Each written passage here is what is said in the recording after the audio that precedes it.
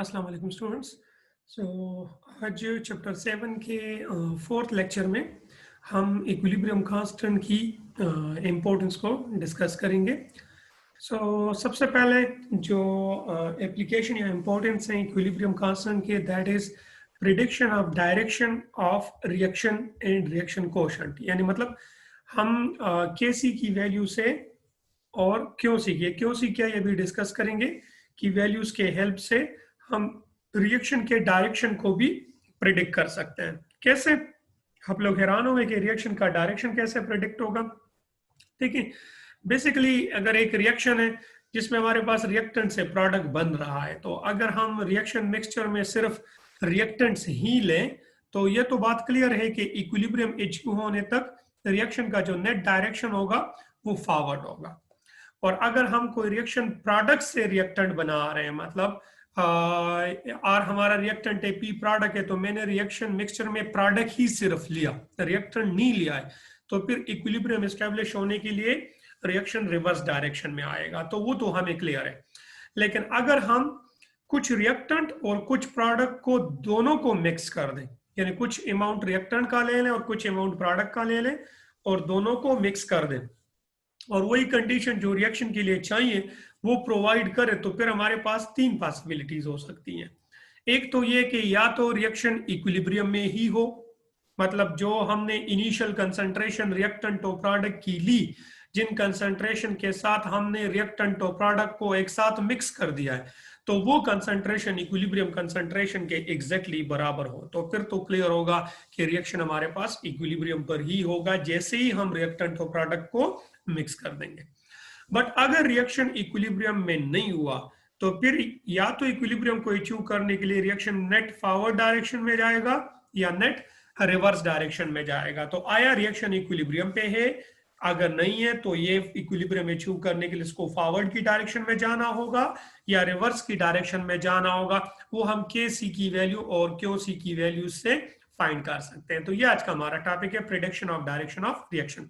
So according to law of mass action, equilibrium constant for any reaction is given by the product की concentration divide by reactant की concentration. But keep in mind ये जो concentrations होंगी ये equilibrium concentrations होंगी। equilibrium concentration से मुराद वो concentration reactant और product की जो equilibrium पर मौजूद होती है। ठीक है जी। अच्छा, where reactant and product are the equilibrium concentration, ठीक हो गया। If the reactants and products of a given chemical reaction are mixed, मैंने अभी कैसे बता दिया कि अगर हम कुछ रिएक्टेंट ले लें और कुछ प्रोडक्ट ले लें और दोनों को मिक्स कर लें, so it is useful to know whether the mixture is equilibrium, कि जैसे हम इसको मिक्स करेंगे आया ये रिएक्शन मिक्सचर इक्विलिब्रियम पर होगा। इफ नॉट, अगर नहीं, then the direction in which the system must shift to reach equilibrium, तो फिर रिएक्शन का डायरेक्शन क्या होगा कि जिसमें ये शिफ्ट होगा इक्विलिब्रियम को अचीव करने के लिए। So determine the shift in such cases, हम क्या करेंगे, we use the reaction coefficient यानी क्यू सी। ये रिएक्शन कोएफिशिएंट क्या है?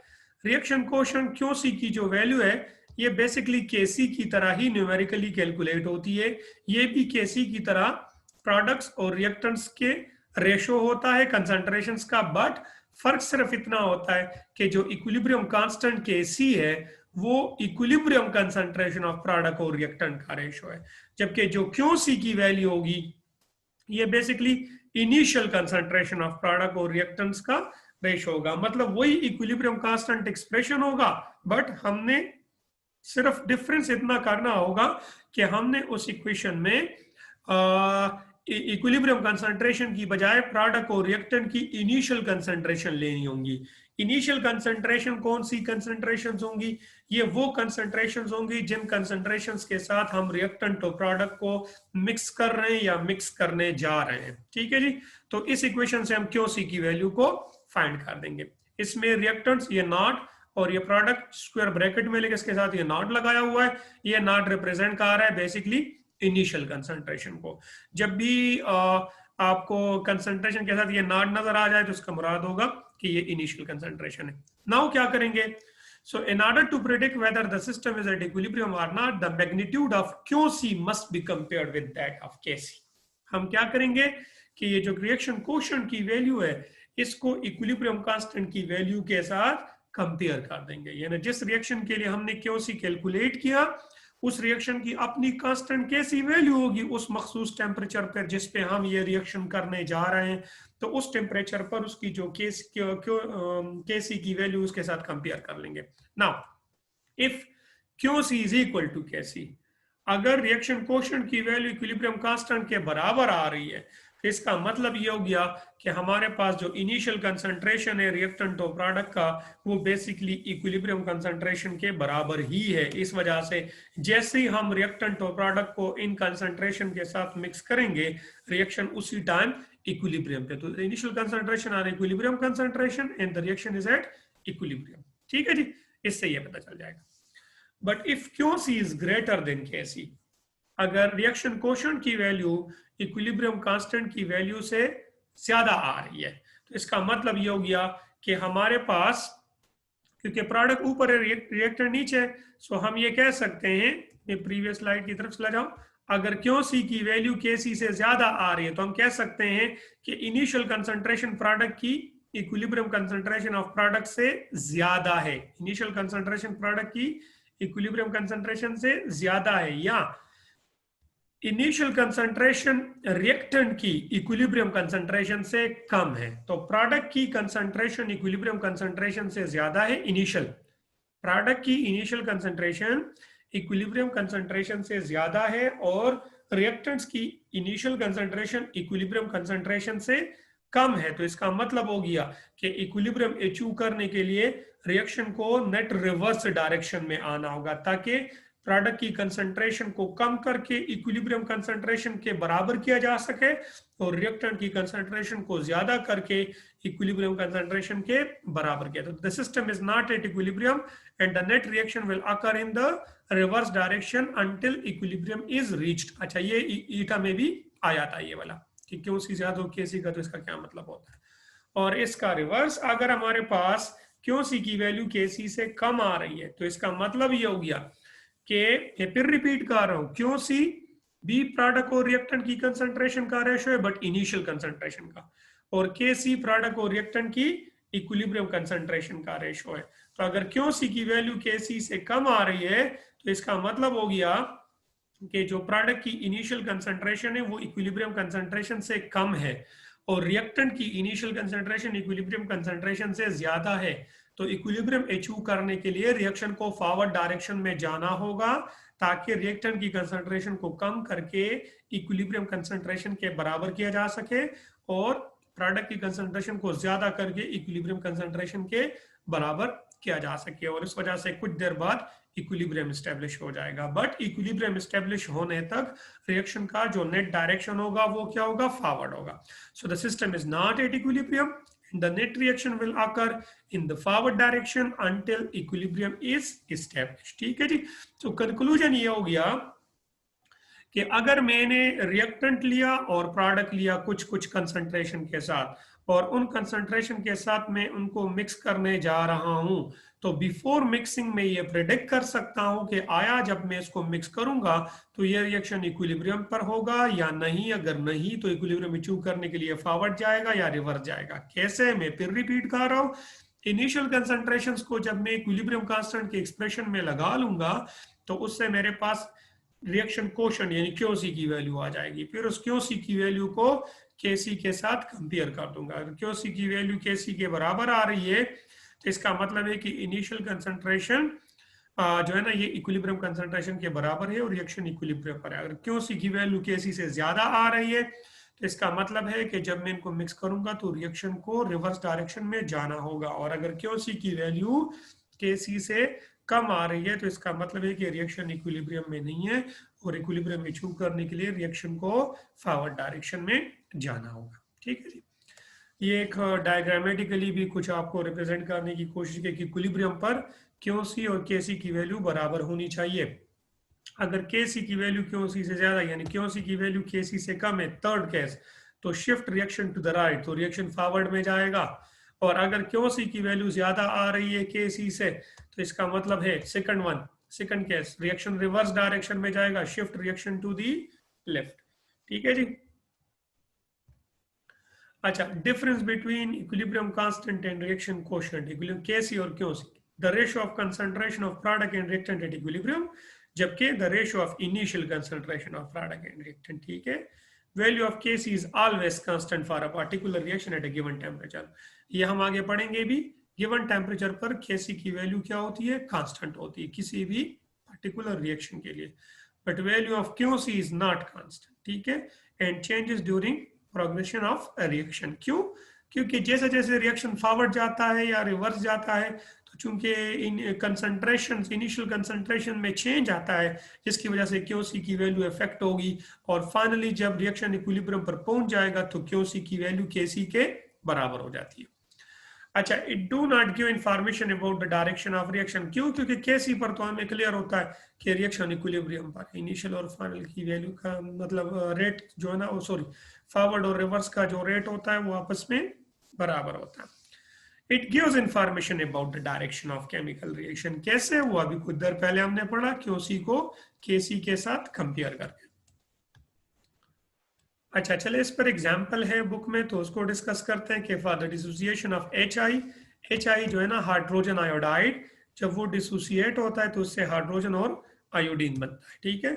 केसी एट 520, देखिए ये टेम्परेचर क्यों यहाँ पे मेंशन किया हुआ 520, क्यों? क्योंकि टेम्परेचर डिपेंडेंट है केसी वैल्यू, तो इस वजह से केसी की जो वैल्यू यहाँ पे दी हुई है, तो ये बताया जा रहा है कि ये वैल्यू बेसिकली 520 डिग्री सेल्सियस पे होगी, ठीक है।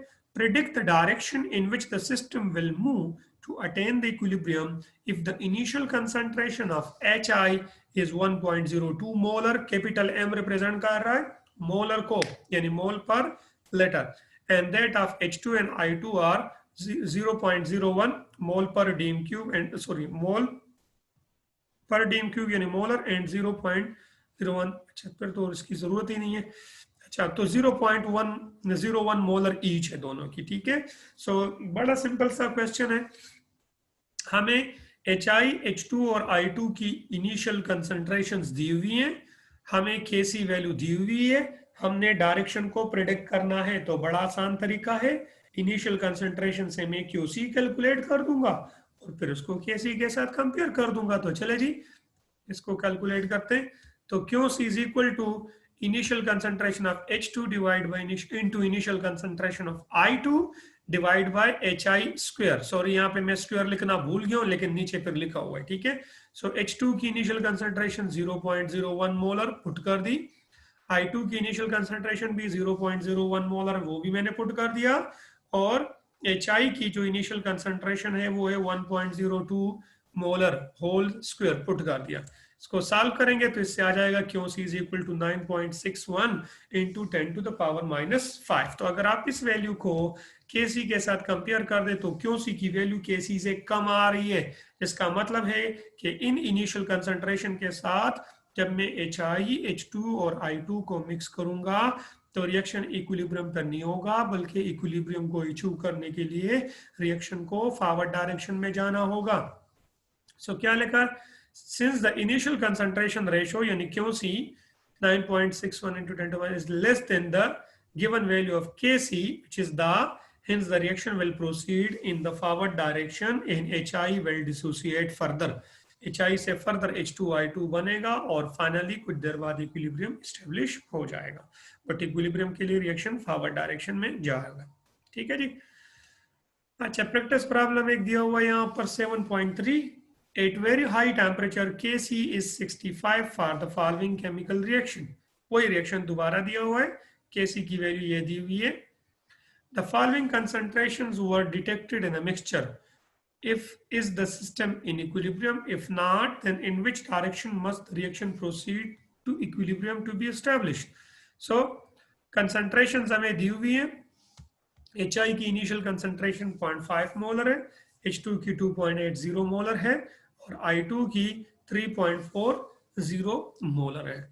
हमने डायरेक्शन को प्रिडिक्ट करना है, अगेन वही तरीका होगा, पहले क्यूसी कैलकुलेट करेंगे, यहाँ पर मैं स्क्वायर लिखना भूल गया हूँ, सो आप लोग यहाँ पर स्क्वायर लिख लेंगे, नीचे मैंने फिर लिखा हुआ है H2 की इनिशियल कंसंट्रेशन 2.80 वो लगा ली यहाँ पे, I2 की इनिशियल कंसंट्रेशन इधर लिख दी और HI की इनिशियल कंसंट्रेशन इधर, इसको सॉल्व किया तो इससे मेरे पास QC की वैल्यू आ गई 38.08। अगेन क्यूसी की वैल्यू केसी से कम आ रही है तो इसका मतलब हो गया कि रिएक्शन फॉरवर्ड डायरेक्शन में जाएगा उस वक्त तक जब तक न्यू इक्विलिब्रियम एस्टेब्लिश हो जाए। ठीक है जी।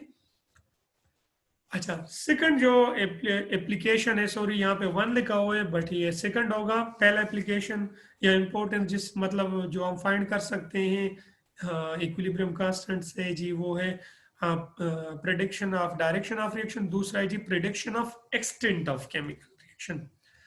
देखिए, चूंकि केसी की वैल्यू ये प्रोडक्ट और रिएक्टेंट की इक्विलिब्रियम कंसंट्रेशंस का रेशो, जिसमें प्रोडक्ट न्यूमरेटर में होता है और रिएक्टेंट डिनोमिनेटर में। तो अगर हमारे पास प्रोडक्ट ज्यादा होता है रिएक्टेंट से तो प्रोडक्ट ज्यादा होगा जितना रिएक्टेंट से इक्विलिब्रियम पर, तो केसी की वैल्यू भी ज्यादा ही आएगी। ठीक है, तो इसका मतलब हो गया कि केसी की वैल्यू से हम प्रोडक्ट के अमाउंट को, यहाँ पर एक्सटेंट ऑफ केमिकल रिएक्शन से मुराद क्या होता है, यील्ड ऑफ प्रोडक्ट यानी amount of product at equilibrium, वो भी प्रिडिक्ट कर सकते हैं कि आया इस पर्टिकुलर रिएक्शन में हमारे पास जो प्रोडक्ट का अमाउंट होगा वो रिएक्टेंट से ज्यादा होगा या फिर कम होगा।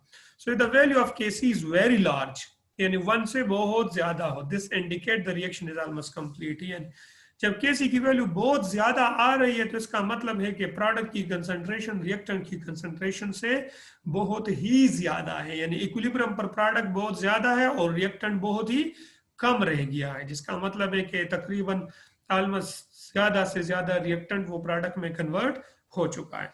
So large amount of reactants are converted into product and large amount of product are present, ठीक है, equilibrium। तो इस रिएक्शन का जो यील्ड होगा वो मेरे पास ज्यादा आएगा इक्विलिब्रियम पर। तो जनरली जिन रिएक्शन की इक्विलिब्रियम पर केसी की वैल्यू ज्यादा होती है तो उस टाइम हमारे पास प्रोडक्ट का जो अमाउंट होता है वो इक्विलिब्रियम पर ज्यादा होता है। But if KC value is very small तो इसका मतलब हो गया कि न्यूमरेटर बहुत स्मॉल है और डिनोमिनेटर बड़ा है, मतलब प्रोडक्ट की कंसंट्रेशन बहुत कम है, रिएक्टेंट की कंसंट्रेशन बहुत ही ज्यादा है इक्विलिब्रियम पर, जिसकी वजह से केसी की वैल्यू बहुत ही कम आ रही है। सो अगर केसी वैल्यू बहुत ही स्मॉल है so the reaction proceed a little in forward direction. इसका मतलब है कि रिएक्शन थोड़ा सा फॉरवर्ड गया तो बस फौरन जल्दी ही इक्विलिब्रियम एस्टेब्लिश हो चुका है। So it mean that small amount of reactant are converted into product. But if the Kc value is neither very small nor very large, यानी मतलब 1 के लगभग है, 1 से थोड़ा ज्यादा या थोड़ा कम या 1 के बराबर है, तो इसका मतलब हो गया कि न्यूमरेटर और डिनोमिनेटर जो है ना वो तकरीबन आपस में करीब करीब है, जिसकी वजह से ये रेशो 1 के काफी क्लोज आ रहा है। तो इक्विलिब्रियम पर रिएक्टेंट और प्रोडक्ट जो होंगे वो कंपेरेबल अमाउंट्स में मौजूद होंगे। ये डायग्रामेटिकली ये चीज रिप्रेजेंट की जा रही है कि अगर केसी की वैल्यू 1 से बहुत ज्यादा है, लाइक फर्स्ट केस में जिस तरह से, इसका मतलब है कि इक्विलिब्रियम पर प्रोडक्ट बहुत ज्यादा है, रिएक्टेंट बहुत ही कम होगा। और अगर केसी की वैल्यू 1 से बहुत कम है तो इसका मतलब है कि इक्विलिब्रियम पर रिएक्टेंट बहुत ही ज्यादा है जबकि प्रोडक्ट बहुत ही कम होगा। अच्छा, इस पर एक एग्जांपल दिया हुआ है जो कि बड़ा सिंपल सा है। Predict the extent of a given reaction for which the equilibrium constant is 1 into 10 to the power minus 30-25 degree Celsius. तो चूंकि ये रिएक्शन है तो चूंकि बड़ा क्लियर है केसी की वैल्यू बहुत ही कम है, जिसका मतलब हो गया कि इक्विलिब्रियम पर हमारे पास जो NO होगा वो बहुत ही स्मॉल अमाउंट में मौजूद होगा, जबकि N2 और O2 जो होगा वो लार्ज अमाउंट में मौजूद होगा। ठीक है। अच्छा, थर्ड जो एप्लीकेशन है वो है जी कैलकुलेशन ऑफ इक्विलिब्रियम कंसंट्रेशंस। अच्छा, ये थर्ड होगा, ठीक है, यहाँ पर स्टिल 1 लिखा हुआ है, यानी इसका मतलब ये हो गया कि हम equilibrium concentrations of reactant and product भी कैलकुलेट कर सकते हैं, लेकिन उसके लिए हमें क्या क्या पता होना चाहिए। So if the value of equilibrium constant and the initial concentration of reactants are known for a particular reaction we can calculate the concentration in the equilibrium mixture, this will be listed। ठीक है, यानी मतलब अगर हमें दो चीजें पता चल जाए कि रिएक्टेंट्स की इनिशियल कंसंट्रेशन कितनी है जिस कंसंट्रेशन के साथ रिएक्टेंट को मिक्स करने जा रहे हैं, और इक्विलिब्रियम कांस्टेंट की वैल्यू गिवन हो, तो हम ये पहले से ही कैलकुलेट करके बता सकते हैं कि जब ये रिएक्टेंट इक्विलिब्रियम पे जाएगा तो इक्विलिब्रियम पर रिएक्टेंट और प्रोडक्ट की इक्विलिब्रियम कंसंट्रेशन कितनी कितनी होंगी। कैसे, चलिए ये एग्जांपल से अभी हमें ये क्लियर हो जाएगा। क्या 1 mole of hydrogen and 1 mole of iodine came to in equilibrium at 457.7 degree Celsius in 1 dm cube flask। देखिए 1 मोल in 1 dm cube flask, इसका मतलब इनकी कंसंट्रेशन भी होगी 1 मोल पर dm cube। What will be the concentration of each substance at equilibrium? Kc value is 48.9। जी, तो हमें क्या क्या वैल्यूज गिवन है जी? हमें गिवन है इनिशियल कंसंट्रेशन रिएक्टेंट्स की 1 मोलर और Kc वैल्यू, और हमें रिएक्टेंट और प्रोडक्ट दोनों की इक्विलिब्रियम कंसंट्रेशन को कैलकुलेट करना होगा। तो चले देखते हैं कि वो हम कैलकुलेट कर सकते हैं या नहीं। बिल्कुल कर सकते हैं।